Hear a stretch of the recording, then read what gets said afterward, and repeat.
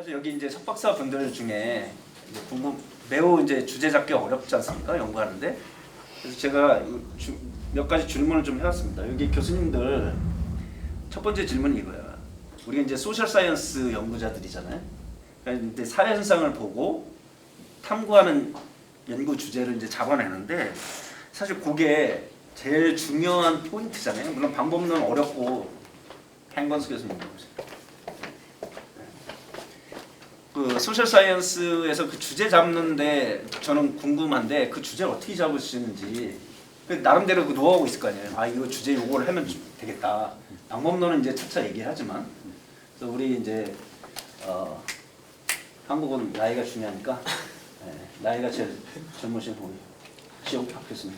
제일 기반을 하시면 먼저 정답을 들은 다음에 읽으니세요. 동감합니다. 사실 가장 어려운 부분이자 사실 뭐 교수나 연구 경력에 상관없이 모두가 항상 고민하고 챌린징한 부분일 거라고 생각을 해요. 그리고 특히나 뭐 좋은 연구 주제에 대해서 연구자들마다 다들 다른 관점을 갖고 있어서 객관적으로 좋은 연구 주제 그리고 그걸 어떻게 찾아야 되는지의 객관적인 답은 개인적으로 없다고 생각을 합니다. 네, 근데 개인적으로 저 같은 경우는 물론 많은 분들이 여러 가지 이제 연구 주제를 찾는 방법들이 있죠. 그리고 뭐 이런 가이드를 드리는 어떤 이런 뭐 에디토리얼이나 뭐 논문들도 있어요. 뭐 그래서 리터러처를 기반으로 뭐 찾아라, 뭐 피노메나 베이스로 뭐 찾아라, 뭐 여러 가지들이 있고 하고 다 너무 좋은 어프로치인데 개인적으로 저는 제가 연구 주제를 찾을 때 쓰는 하나의 크라이테리아 중에 하나는 되게 단순하지만 사실 남들이 안 하는 연구를 하는 게 저는 최고 좋은 주제라고 생각을 해요. 그러니까 저는 박사과정 때 이제 제가 친하게 지내고 같이 연구하는 교수님에게 들었던 조언 중에 하나가 리터러처 리뷰가 필요 없는 연구를 해라라는 조언인데 저는 그게 진짜 좀 되게 감명 깊었어요. 물론 그런 주제를 하더라도 나중에 논문 쓸 때 리터러처 리뷰를 하긴 해야 돼요. 하지만 적어도 뭔가 이 주제에 대해서 찾아보지 않아도 없을 것이라는 뭔가 이 약간 마음속에 확신 같은 게 있는 주제들이 분명히 있거든요. 그래서 그런 좀 남들이 안 하는 주제를 하는 게 저는 개인적으로 제가 이제 가장 중요하게 생각하는 기준 중에 하나인데 그 이유는 사실 굉장히 심플해요. 우리가 이제 그러니까 제가 생각하는 어떤 이유이죠. 이게 맞다라기보다는 그러니까 제 스스로 납득하는 이유인데 사실 연구를 뭐 임팩트 있는 연구해야 된다, 임팩트 있는 연구해야 된다 하지만 사실 박사과정 혹은 주니어 연구자 뭐 저 같은 사람 입장에서는 임팩트가 사실 되게 공허해요. 사실 내 연구가 임팩트가 얼마나 있는지 측정하기도 어렵고 특히나 이게 나중에 퍼블리시 하고 나면 뭐 임팩트 팩터나 뭐 이런 것들이 있을 수도 있지만 연구할 때는 그걸 알 수가 없잖아요. 그래서 제 개인적으로 생각했을 때 연구를 시작하는 시점에서의 임팩트를 측정할 수 있는 가장 스트레이트포워드한 지표가 얼마나 그 분야가 연구가 되어 있는지라고 생각을 해요. 왜냐하면 모든 게 그렇지만 다 이 한계 효용이라고 하잖아요. 사실 처음 연구한 때 그 연구의 효용이 사실 연구가 쌓이고 쌓이면은 그게 이제 그 한계 효용은 점점 더 줄어들 수밖에 없거든요. 분야 막론하고 그렇기 때문에 사실 남들이 많이 해놓은 영역을 들어간다라는 거는 경쟁도 빡세지만 그 연구 하나가 주는 어떤 한계 효용은 사실 그만큼 제한적일 수밖에 없기 때문에 약간 조금 더 한마디로 정리하면 블루오션 전략이 또 하나의 좋은 전략이지 않을까 개인적으로 블루오션 전략 받아 적어야지. 좋습니다. 우리 이석기 교수님. 이 다음에 이거를 나를 하라고요. 아 민증과?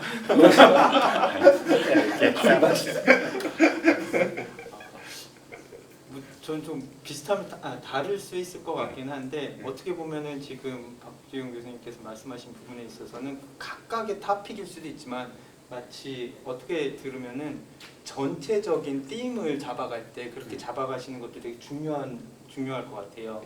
근데 일단 ธี임을 잡았으면 그러니까 저 같은 경우는 뭐 CSR을 한다거나 ESG를 한다거나 그랬을 때 저는 어떠한 이유에서든지 그게 좋아서 시작을 한 거고 봤을 때 되게 많은 것이 이루어졌었어도 그 안에서 제가 그거를 제가 원하는 토픽을 계속 한다는 건 의미가 있다라고 저는 생각을 하고요. 그 전제 하에 그럼 그 CSR 안에서는 그럼 내가 토픽을 어떻게 잡아야 되겠냐라고 생각했을 때는 저도 좀 고민을 해봤는데 특별한 게 없더라고요. 그래서 저는 많이 읽으시라는 얘기밖에 못 하겠어요.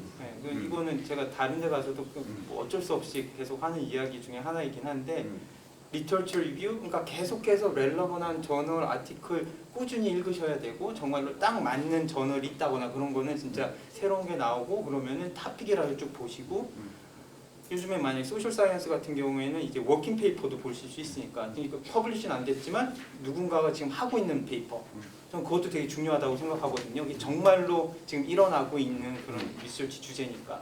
그러니까 저 같은 경우에 리뷰어를 이제 저널들이 리뷰어를 하는데 그게 일일 수도 있지만 어떤 스페시픽한 저널 같은 경우에 뭐 비즈니스 리서치 그런 경우에는 딱 CSR만 보내거든요. 제가 그쪽으로만 그 전문성이 있기 때문에 그럼 그런 리뷰를 할 때 저는 요즘 사람들이 이런 걸 보는구나. 그래서 계속해서 읽는 게 가장 좋지 않나. 이게 하나는 읽는 게 리터처죠. 근데 다른 거는 어쩔 수 없이 소셜 사이언스를 하다 보니까 좀 사회에 관심을 가지시는 게 중요할 것 같아요. 저는 정말로 정치며 경제며 관심이 참 없던 사람이었는데 이 CSR 시작하면서 티칭도 시작을 했어요. 학생들한테 CSR 가르치고 하다 보니까 그때부터 매일같이 어쩔 수 없이 뉴욕타임즈도 봐야 되고 월스트리트도 봐야 되고 매일같이 보는 거예요. 근데 그걸 보다 보니까 현재 진짜 무슨 일이 일어나고 있고 이 ESG가 너무나 다 프레벌런트하고 다 좋다라고 하고 한국도 난리가 났었고 막 그랬는데 미국은 완전히 지금 뒤집혀 있거든요. 어떤 부분에 있어서는 완전히 꺾이고 있어요. 인클루전 다 죽어가고 있고 그래서 이게 되게 다른 양상을 보이는 어떤 그런 이제 정치, 경제적인 그런 이슈들이 있기 때문에 그런 어떤 사회 현상 자체가 저한테 어떤 영감을 좀 주기도 하죠. 요거 지금 제가 봤을 때 이런 일이 막 일어나고 있는데 이게 과연 뭐 새로운 쪽의 결과로 이게 유도가 될 수 있을까? 그래서 결과적으로는 많이 읽으시라고 말씀드리고 싶은데 아티클도 읽으시고 사회에도 좀 이제 관심을 가지셔서 뭐 뉴스나 그런 것들도 좀 꼼꼼히 좀 보시고 그런 버릇을 들이시는 게 도움이 될 수 있지 않을까. 아주 좋은 답변이십니다. 멋지. 세 번째 우리 현수 행 교수. 나 좋은 말씀 해주셔서 별로 추가적으로 할 건 없는데 제가 이제 들은 어드바이스 중에 이제 뭐 하나는 저런 거였어요. 저 옛날 지도 교수님이 그러니까 너무 타임리한 리서치 하려고 하지 말고 좀 타임리스상을 해라 그러더라고요. 그래서 좀 이해를 못했는데 그래서 그러니까 이제 뭐 그러니까 너무 트렌드를 쫓아가다 보면 사실은 이제 그게 굉장히 레드오션일 수도 있거든요. 아까 박준영 선생님 얘기한 것처럼. 그러니까 어떤 일이 요즘에는 이제 너무 연구자들이 많아요. 그래서 트렌드 토픽을 하다 보면은 리스크가 뭐냐면은 내가 열심히 해서 막 페이퍼를 거의 썼는데 누군가가 똑같은 걸 하고 있어요. 그런 경우 있을 수도 있을 거예요. 그럼 진짜 막 이거는 뭐 되게 그때 그 좌절감이라는 건 엄청난 건데 그런 리스크가 훨씬 많아져요. 그런 게 또 하나 있고 근데 이제 아까 잠깐 말씀드렸지만 그 사실은 자기한테 다 맞는 게 있어요. 그러니까 자기가 본인이 어떤 사람인지를 좀 아는 것도 중요한 것 같아요. 리서처로서 정답은 없거든요. 그러니까 나는 좀 더 재밌는 현상들을 쫓아가는 게 좋다 하면 그쪽으로 하시면 되고 또 저 같은 경우는 아니기 때문에 저는 알기 때문에 저는 좀 굉장히 트레디셔널한 토픽을 해요. 그래도 어려운 길이긴 한데 사실은 그게 그러니까 블루오션이 좋은 면도 있지만 어려운 면도 있어요. 왜냐면 아무도 그러니까 하는 사람들이 없기 때문에 리뷰할 사람도 없고 그러면 엉뚱한 사람 리뷰를 해가지고 엉뚱한 코멘트를 막 줘요. 그래서 다 우리 이제 비슷한 경험을 하셨을 텐데 그런 리스크도 있기 때문에 그러니까 사실은 뭐 정답은 없어요. 근데 이제 본인한테 맞는 좀 이제 그러니까 본인이 좋아하는 토픽을 선택하셔야 되고 그리고 좀 약간 더 장기적으로 오래 할 수 있는 좀 재밌는 토픽 그러니까 자기한테 재밌는 토픽 자기한테만 다 재밌으면 돼요. 뭐 사람들 뭐라 하고 그래서 그게 이제 중요한 것 같고 지금 이제 이상 교수님 말씀하신 대로 트렌드 계속 보긴 해야 돼요. 계속 읽고 해야지 사실은 그러니까 그 아이디어가 떠오르니까 그리고 이제 추가 또 하나 하자면은 아이디어가 있을 때 그거를 좀 다른 사람과 얘기를 한번 해보세요. 그러니까 얘기를 해보는 게 굉장히 이렇게 아이디어 구체화하는 데 도움을 주거든요. 그리고 하나 더 나가면은 한번 적어보세요. 한번 내가 그러니까 한 페이지 한번 적어보세요. 아이디어가 있을 때 리서치 포지션이 뭐고 그러니까 모티베이션이 왜 중요하고 이게 뭐가 하나의 모티베이션이고 내가 리서치 포지션이 뭐고 뭐에서 기존에 연구가 뭐가 돼 있고 내가 이걸 통해서 추가로 컨트리뷰션은 뭐다라는 거를 적어보면 굉장히 도움이 되는 게 적다 보면 굉장히 홀이 많이 보여요. 그러니까 그냥 생각할 때는 되게 좋은 아이디어 같은데 그래서 좀 적어보고 남들한테 얘기해보는 게 되게 도움이 돼요. 그래서 그런 건 좀 좋은 습관인 것 같아요. 아, 세 분한테 물어봤는데 세 분이 다 틀린 답을 하시네. 역시 이 석학들은 다 자존심이 있어서 이 똑같은 답을 안 해. 자, JK 교수님. 뭐 답변이 기대돼. 네. 이 답변에 5만 8% 뭐냐 그 한국에서는 5만 8,000% 동의합니다. 네, 그러니까 굉장히 좋은 말씀, 정답을 말씀해 주셨고요. 네, 정말 제가 드리고 싶은 말씀을 잘 해주셨고요. 특히 학생분들한테 하나 드리고 싶은 말들은 그래서 리서치 아이디어가 생겼잖아요. 그다음에 우리는 보통 뭘 해야 돼요? 주로 임피리컬하게 있으니까 데이터 컬렉션을 해야 되죠. 저는 실험을 하는데 그래서 실험을 열심히 해봐요. 실험은 좀 초창기 비용이 좀 작아요. 그러니까 뭐 이제 300명이 한번 돌려보는 거죠. 그러면 실패를 해요. 그럼 또 돌려보는 거죠. 그래서 한 3번 하다 보면 아 이거는 잘못된 거다. 그건 내려놓자 이렇게 실패를 하고. 그래서 한번 돌려보고 이제 계속 빌드업하거든요. 제 말은 연구라는 것은 아이디어 제너레이션이 끝나는 게 아니잖아요. 그 데이터도 모아야 되고 디어레틱하게 빌드업해서 페이퍼를 적고 저널에 서미션 했는데 떨어져서 섞인 것도 있거든요. 약간은 더 거시적으로 보시고 계속 노력하시다 보면 아 이쪽 필드에서 좀 선호되는 어떤 주제라든지 그런 것들을 좀 받아들이게 돼요. 이제 뭐 그런 걸 갖고 이용하시는 것도 좋은 것 같고 그래서 많은 주제들을 해보시고 물론 제가 자기가 좋아하는 주제, 독특한 주제를 하지만 결국 시장에서 이렇게 자연스럽게 피드백을 준다는 거고 그렇게 되면 좋고 나쁜 주제를 좀 쉽게 선택하지 않을까. 데이터베이스한 뭐 어떤 의사결정법입니다. 네, 그게 제 조언입니다. 아, 답변을 진짜 독특하게 하셨네. 그러니까 뭐 해보라 이거죠. 해보고 나서 그 주제가 메소드하고 매칭이 돼서 뭐가 나와야지 뭐 그 주제가 어차피 살아남든 말든 할 거 아니에요. 우리는 뭐 말로만 주제 떠들 수는 없잖아요. 역시 JK 교수님 저를 실망시키지 않아. 훌륭한 답변 좋습니다. 자, 우리 시간이 얼마 없기 때문에 두 번째 질문은 이제 연구는 주제만 갖고 하는 게 아니라 메소드로 검증을 해야 되잖아요. 그래서 이제 우리가 일반적인 커머셜이나 아니면 그 산업에 있는 사람들하고 틀린 점이 우리는 그 아까 한건수 교수님 재미없는 걸 그냥 하나씩 그 리터레처 리뷰부터 시작하고 옛날 85년대 윌리엄슨 저도 우리 지도 교수님 논문 보면서 윌리엄슨 82년 뭐 이런 거 쫙 보면 했는데 그거를 또 아직도 이렇게 발표하는 걸 보면서 야 그래서 이 리서처들은 굉장히 보수적으로 옛날 걸 다 뒤져가면서 이게 뭐 어디가 안 된 거야 이렇게 딱 하는데 메소드가 굉장히 중요한 부분이거든요 사실. 그 메소돌로지가 요즘 뭐 아까 우리 이코노메틱스도 하고 서베이도 하고 실험 연구도 오늘 이제 쭉 하셨는데 메소돌로지 분야에 대해서 각각의 이제 여기 계신 네 분들이 그 개인적인 의견 한번 말씀해 주시면 좋을 것 같아요. 어떻게 메소드를 트렌디나 아니면 어떤 펀더먼털하게 가져가시는지. 우리 이제 나이 많으신 분부터 이제 막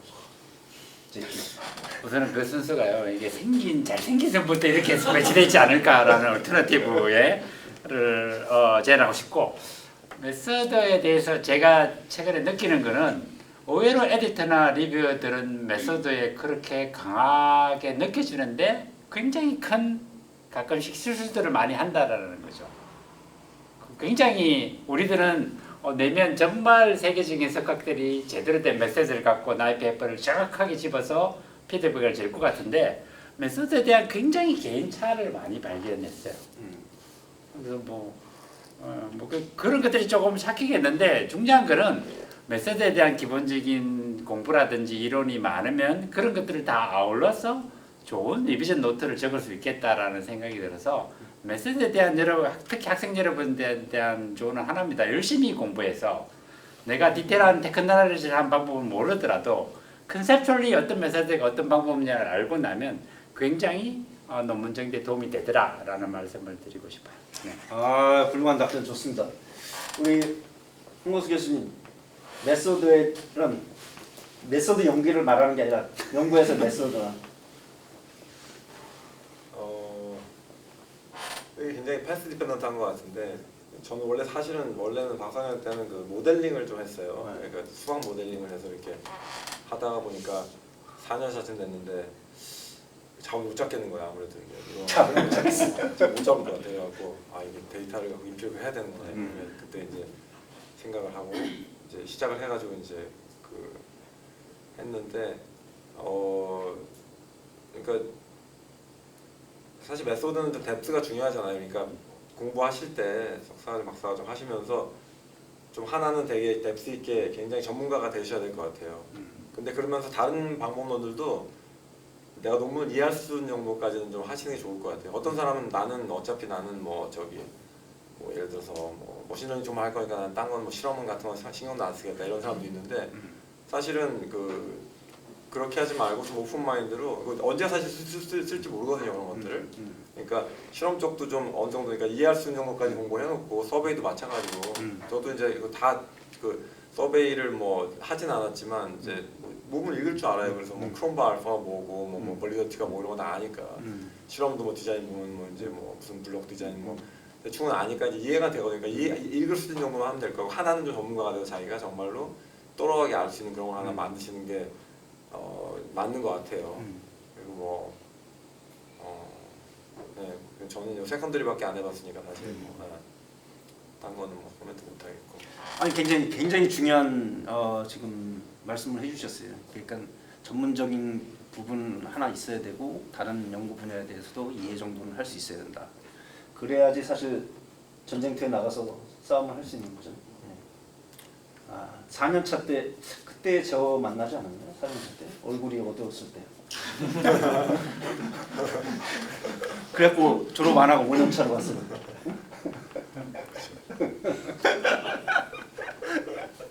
4년인데 졸업 안 하시고 5년으로 가더라고.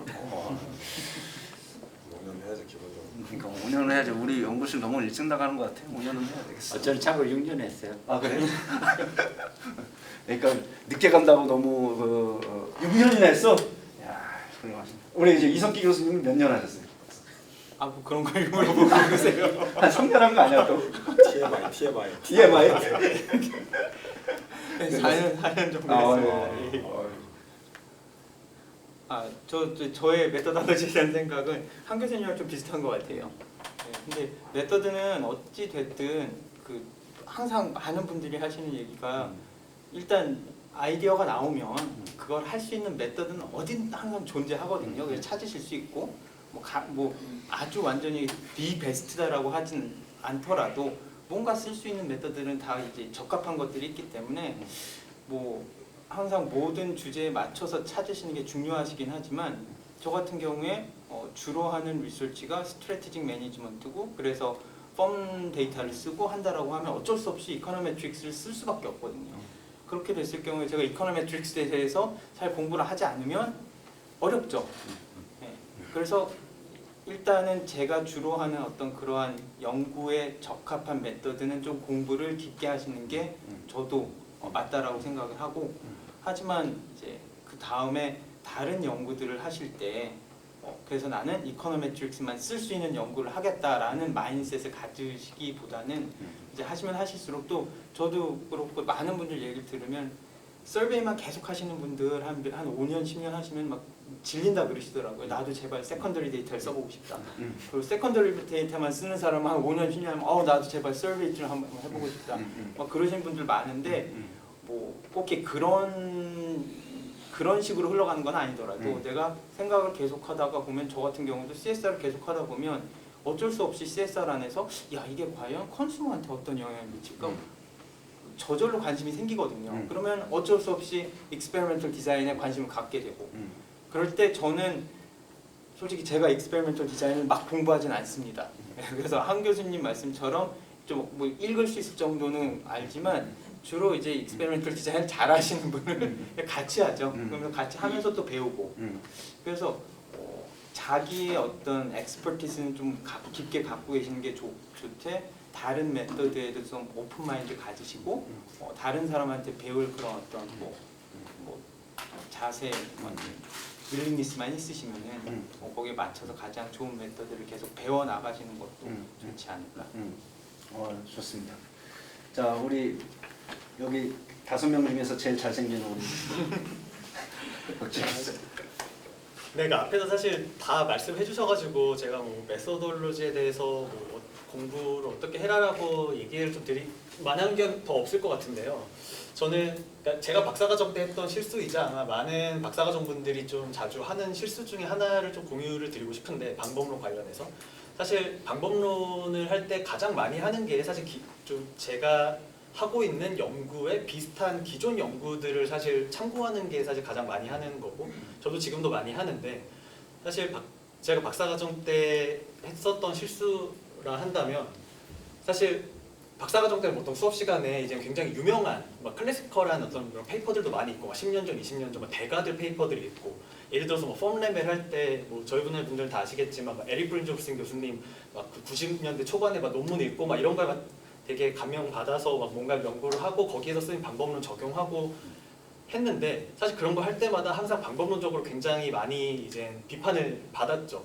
그래서 사실 그때는 되게 억울한 마음이 컸어요. 아, 이 논문 이렇게 대가가 이렇게 썼고 이렇게 유명한 논문에 쓴 방법론을 난 그대로 따라했는데 이게 뭐가 문제냐라고 했는데 사실 생각해보면은 그분은 물론 그 논문으로 대가가 됐지만 그거는 이미 10년, 20년 전이고 사실 방법론은 물론 펀더멘탈한 거는 어느 정도 유지가 되지만 사실 방법론은 시대에 따라서 계속 발전하고 계속 스탠다드가 높아지고 하기 때문에 약간 아무리 대가분이 쓴 탑저널에 나온 논문이라도 사실 과거의 논문을 그대로 이렇게 방법론을 가지고 오는 거는 좀 분명히 위험하다고 생각을 해요. 그래서 결국에는 아까 이제 이석기 교수님이 말씀하셨던 그 조언에 이제 따라갈 수밖에 없는데 비단 주제를 찾는 것뿐만 아니라 방법론을 참고하는 데 있어서도 여러분들이 하시는 분야에서 탑저널에서 적어도 최근 3년, 5년 안에 퍼블리시된 논문의 방법론을 참고하는 게 그래도 좀 더 안전하고 좀 적절한 방법이지 않을까 개인적으로 생각을 합니다. 좋습니다. 역시. 자, 오늘 그 시간도 원래 6시까지인데 6분이나 초과됐습니다. 그래서 질문을 제가 많이 준비했지만 가장 중요한 주제 선정하고 메소드에 대한 질문으로 끝으로 우리 이제 패널 디스커션을 마무리하려고 하지만 여기에